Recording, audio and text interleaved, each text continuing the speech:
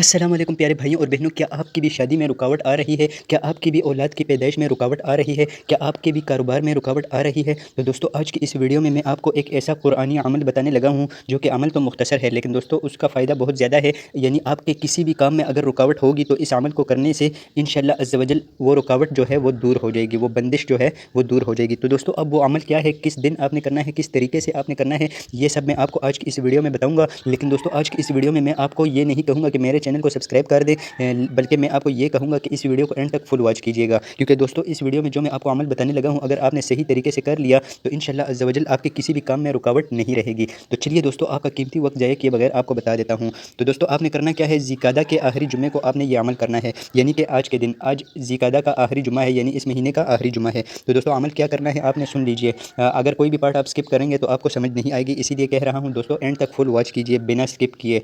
Number 1, दोस्तों आपने करना क्या है कि आपने जुम्मे वाले दिन गुस्ल करना है, उसके बाद आपने पाक साफ़ कपड़े पहनने हैं, उसके बाद आपने खुशबू लगानी है, और उसके बाद आपने जय नमाज़ पर बैठकर 7 मरतबा ये कुरानी अमल आपने करना है।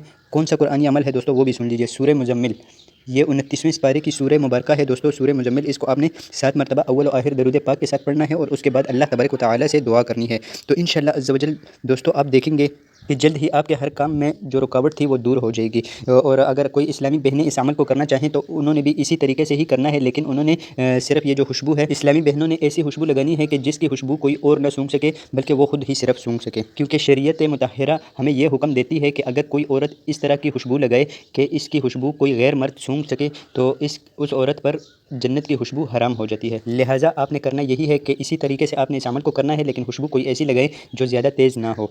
तो आज की वीडियो में बस इतना ही। अपना और अपनों का ख्याल रखिए। मुझे दीजिए इजाज़त, और अगर इसी तरह की मज़ीद वीडियोज़ देखना चाहते हैं तो फिर आप इस चैनल को सब्सक्राइब कर सकते हैं।